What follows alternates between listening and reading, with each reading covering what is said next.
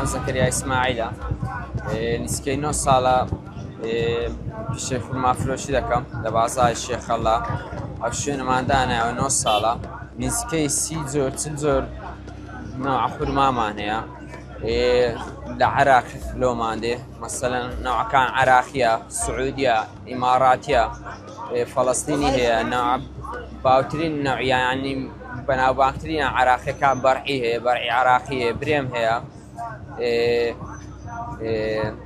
ئیبراهیمی هەیە مەکاوی هەیە خەدڕاوی هەیە ئەو نەوعانە هەیە یعنی باشترینیان زیاتر جۆرەکانی زیاتر عێراقیە ئەوجە سعودیە ئیماراتیە لە سعودیەکان عەجوەی سعودی سەفاوی سعودی ئەوە لە هەمووی باشترە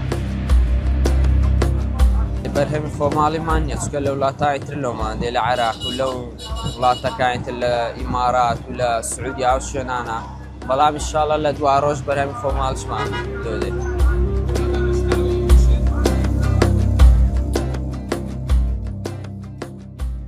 بەخۆی بە تایبەتی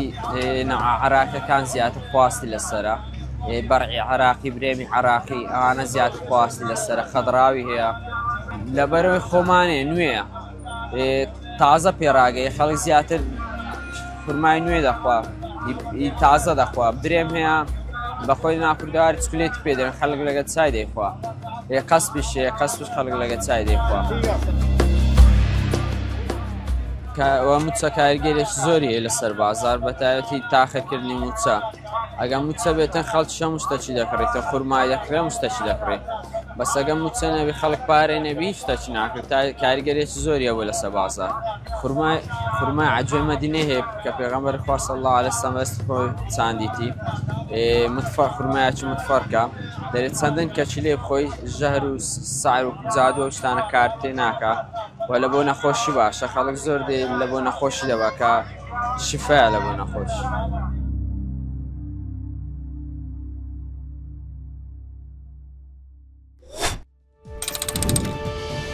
قسەی کۆتایی ڤاڕ دەیکات.